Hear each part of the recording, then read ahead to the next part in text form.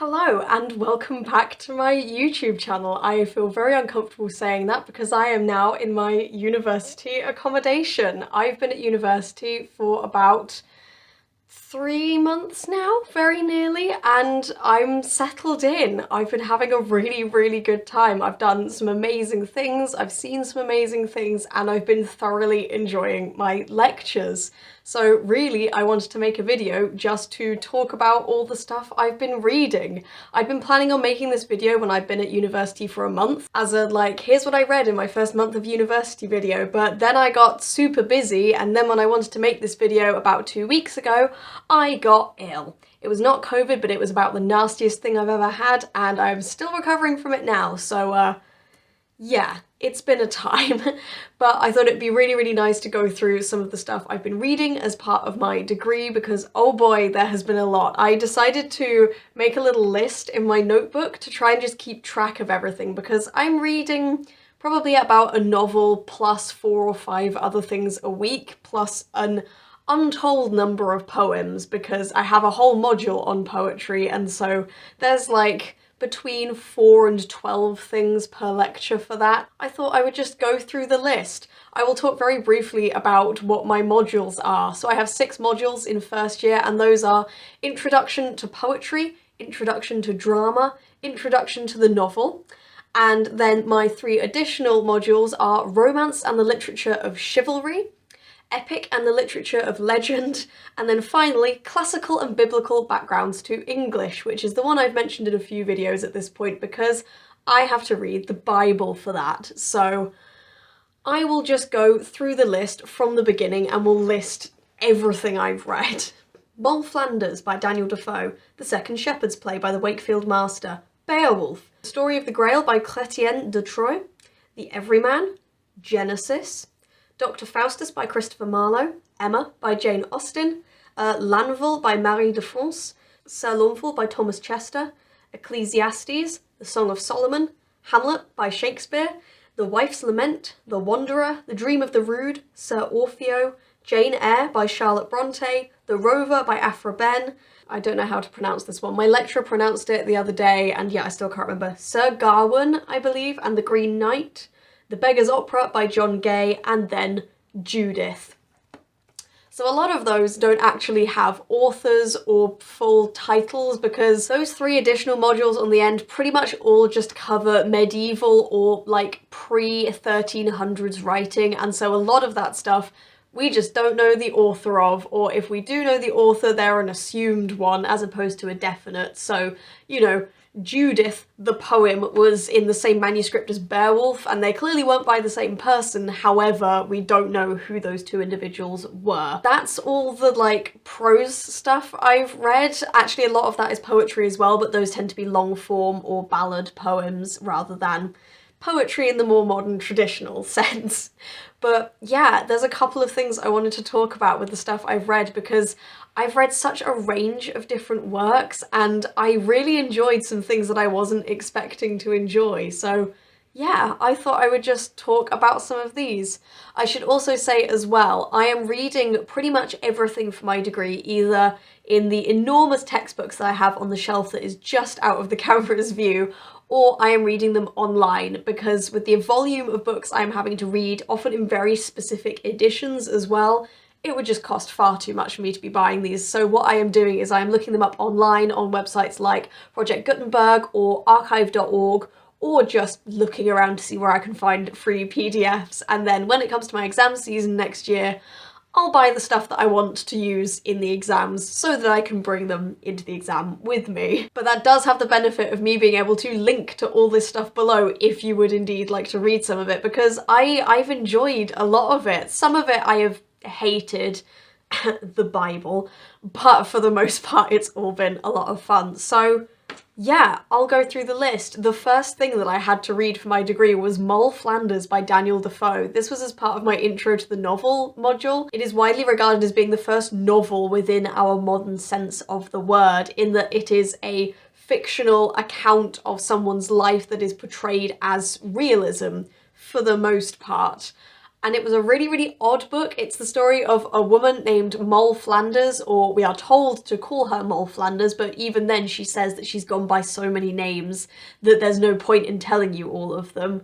And it basically follows her growing up poor and her numerous marriages, including at one point to her brother, and through her criminal lifestyle, and eventually ending up in America to start a new life. And I weirdly enjoyed it. Daniel Defoe gives Moll such a distinctive voice. She's just so outrageous, I think, more than anything. It's just so funny hearing her be like, oh yeah, then I married another man because I needed some more money and I deserve social mobility, so I got myself another husband. But also it was just really interesting reading a very, very early novel. This was written in 1720, I think, so it's much, much older than a lot of the stuff we even now think of as being like an old book. So it was really, really interesting to sort of think about that development. It was surprisingly enjoyable for what it was. And then the first play that I had to read for Introduction to Drama was The Second Shepherd's Play by the Wakefield Master, again one of those unknown authors who has been assigned a name because he wrote a fair amount of things, but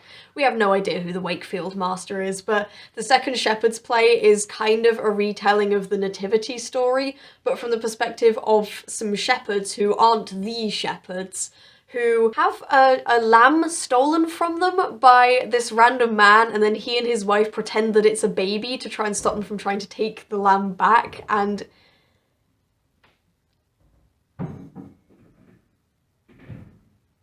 one of the many discomforts of being in university accommodation. There are people around, and I'm so self-conscious about people hearing me talking to myself while I'm filming, but anyway, I will continue. Yeah, The Second Shepherd's Play was just really genuinely funny, which I wasn't expecting for something that was written in 1200, I think it was, but it was genuinely very funny. Albeit farce humour, like it's not a highbrow comedy or anything, but it was still really enjoyable, and for such a short play, for such a biblical, allegorical story, I thoroughly enjoyed it. Then I read, for my Epic and the Legend module, Beowulf. I feel like everyone knows what Beowulf is, and I have to be honest, I didn't enjoy it a huge amount, which was kind of disappointing. Everyone talks about Beowulf being this really grand, impressive story, and I wasn't very engaged with it. I think it may have been something to do with the fact that I was reading it on a day when I was very tired, and that never helps with things like that, but just Beowulf was not my favourite, and actually I found things I've enjoyed far more from that scope of oral storytelling written down in the early medieval period, so yeah, underwhelming.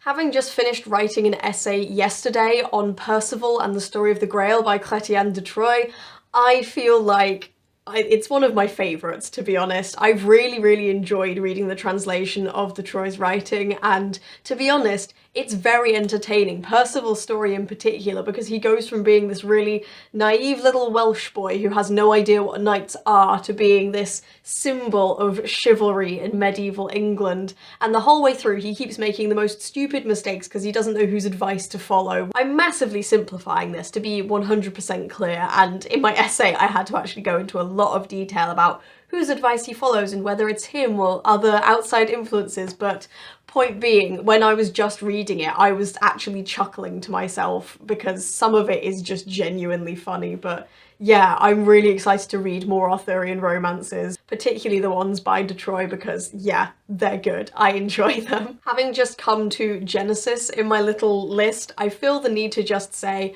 reading the Bible has been my least favourite part of my degree so far, and it's really annoying. I was really hoping that having to read the Bible as literature would mean I could appreciate it, appreciate its storytelling and the craft of the writing, because especially in the early lectures before we were actually looking at sections of the Bible, many of my professors were emphasising the lyricism, the poetry and the beauty of the language used in many sections of the Old Testament. And then I had to read Genesis, Ecclesiastes, the Song of Solomon, and they were dull. They were boring. Oh, I also had to read Job and the Psalms. Yeah, I did not enjoy them. I found them boring, I found them repetitive, I found they had none of the quality or craft that my professors were talking about them having, which I was kind of surprised about, but Yeah, it's been a real slog getting through that portion of my of my degree, and I have not enjoyed that. So I can't wait for next term when we actually move on to the classical part of the module, because then we get to read the Aeneid, the Iliad, the Odyssey. I think we read Plato's Republic, like all those kinds of stories, which I'm far more interested in. But yeah, Bible, not been my favourite part of this. Okay, the next novel I read was Emma by Jane Austen, and I had such a good time reading this. I have not read any Jane Austen before this point, which has mostly been due to my aversion to the classics.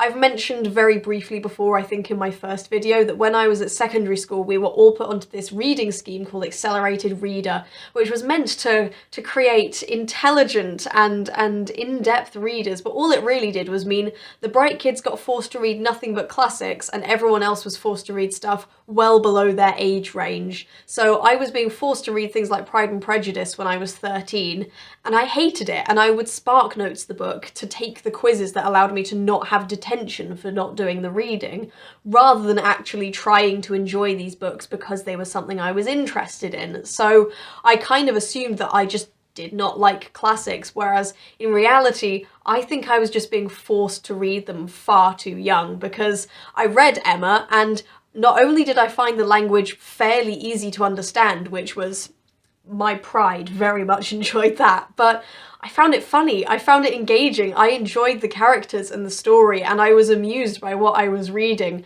I think it helps that Emma as a book is just really funny, but I thoroughly enjoyed it, and I really enjoyed the conversations we had afterwards in the tutorials about whether or not Emma is a likable character and whether or not she is a good person and things like that, because undoubtedly she's quite self-centered, she's quite annoying in some aspects, but I couldn't help liking her, I couldn't help rooting for her, and I couldn't help supporting her endeavours despite how misguided her view of her own matchmaking abilities were. But loved it, and now I really want to watch the 2019 film. I've actually agreed to watch it with some of my new university friends, so I'm really looking forward to getting to do that in an evening at some point, because it was fantastic and I want to share the story with more people.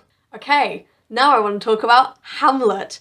I had not read Hamlet before coming to university. I had watched an amateur production of it in which my younger sibling actually played Hamlet themselves, and I thoroughly enjoyed it. And I broadly know a lot about Hamlet just from being a nerd. Someone who consumes a lot of media about Shakespeare, a lot of criticism of Shakespeare, because that's the kind of thing I'm interested in, but I had never directly engaged with Hamlet itself before, so I had to read it for the first time, and then I got given 2 lectures on Hamlet and really attempting to answer the question, or rather questioning the question of why does Hamlet delay killing Claudius? I'll give you some of my degree knowledge for free because I found this absolutely fascinating. Basically, Hamlet as a play is taking on both the Protestant and Catholic ideas of ghosts. During Shakespeare's time, Catholics believed in ghosts because ghosts were revenants, spirits of people who had come from purgatory back to the mortal world. However, Protestants did not believe that purgatory existed, and so therefore ghosts did not exist. So any kind of apparition or spirit that they saw as attempting to present itself as a revenant, they believed to be the devil trying to lead someone into temptation, normally by assuming the figure of someone familiar that they loved, because it's easier to tempt someone that way. Hamlet as a character as well is established to be very much Protestant. Numerous times before he even appears on stage, he is listed as having come from the University of Wittenberg. Wittenberg being where Martin Luther, the author of the 95 Theses, wrote what was essentially the Protestant Reformation. So we are told that Hamlet is a Protestant, and therefore we know that his view of ghosts should be that they don't exist, this is the devil coming to tempt him. Another fact we are given very, very plainly is that Hamlet suffers from an overgrowth of the humours, also known as melancholia. He has too much black bile in his system, which followed the theory of the 4 humours, being that there are 4 substances within humans and any imbalance of them cause them to be ill, and Hamlet's imbalance causes him to be melancholic, i.e. depressed and suicidal, which we see numerous times throughout the play. And another belief that people of Shakespeare's time had was that being melancholic made you more susceptible to being tempted by the devil. So, a ghost appears in Hamlet's castle, and Horatio, a Protestant scholar much like Hamlet himself, refers to it not as being a ghost but as being an apparition, calls it, refuses to address it as being Hamlet's father, despite it looking like Hamlet's father. He goes to tell Hamlet, who goes, "It's my dad is back from the dead," which is obviously not how a Protestant should react. However, because he is melancholic, he's susceptible to being tempted. And so Hamlet's delay is not because he is unsure whether to kill the king out of a sense of moral obligation, but because he isn't sure whether he should trust his instinct that this is his father and that he should obey his father's wishes, or if he's being tempted by the literal devil to commit the worst sin of killing the king. And that makes so much sense, and it was so interesting having that lecture, and it was fascinating. I loved it, and today I actually have to start doing some research for my essay on the relationship between fate and free will in Hamlet, so I'm looking forward to bringing in those discussions of ghosts and the religious implications of both divinity and the form of the tragedy in terms of the protagonist's ability to make choices for themselves. But it was fascinating, and having that view of Hamlet has now made me feel so smart because it's so interesting, and it's one of the things I love about my degree, is it's just allowing me to go so in depth into all these different books and all these different stories. And honestly, an English degree was always going to be perfect for me, but having now done it for nearly a term, I love it so much.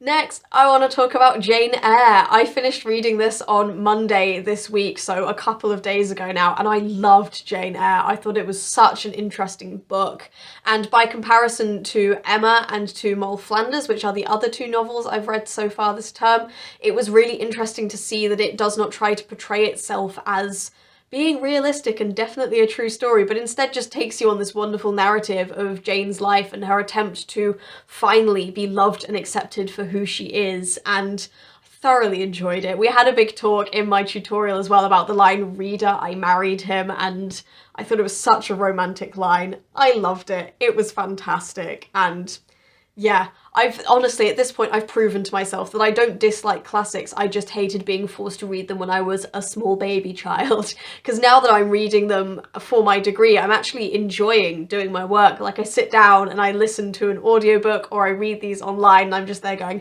this is amazing. I love it so much. And it helps that these are really, really good stories as well. Like, everyone knows that Jane Eyre and Emma, you know, Jane Austen, Charlotte Bronte, all these writers are meant to be excellent, but it's really good actually experiencing them and going, yeah, these are really, really good. Everyone's telling the truth.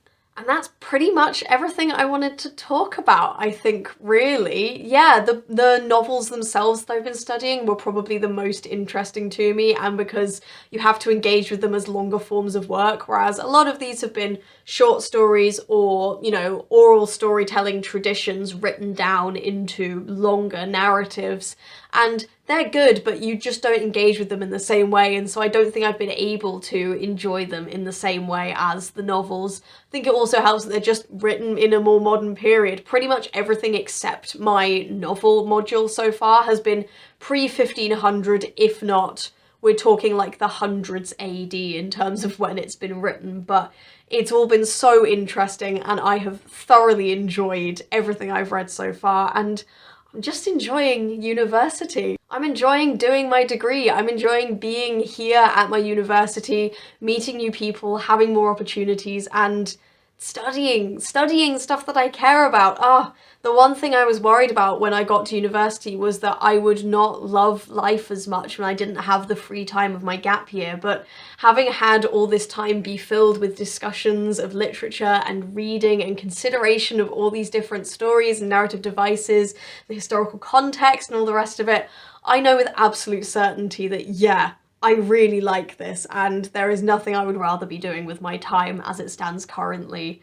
And I'm in a beautiful part of the country. I've had so many opportunities to go to literary talks. There was a literary festival in my city recently, which I took so much time to go and enjoy. And I also took part in my university's freshers play as well. I got to produce that, which was so much fun. And yeah, I'm living my best life currently, and I can't wait to get to talk about some more books, but yeah, that's it pretty much. I don't know when I'll next be able to make a video because I'm going to be quite busy. This is the week in which I have to write so many essays for my end of term deadline, and then I'm moving back home for the Christmas holidays, and then I'm probably going over to Canada to see my significant other. It's going to be a bit of a time of upheaval, but I'm sure I will be able to find time and reasons to make more videos, not least because there will be Christmas, there will be another Christmas birthday book haul, of course, because who would I be if I didn't get 50 million books or bookish themed things at every available opportunity? But yeah, thank you so much for watching. I hope this was interesting, albeit a bit of a brief run through all the stuff I've studied. Feel free to subscribe if you would like to see more of my bookish content, like the video if you enjoyed it, and comment down below if you've read any of these weird, obscure medieval stories, because I feel like there's very little reason to read them other than for degrees, but hey, who knows? Yeah, thanks for watching. I will see you next time.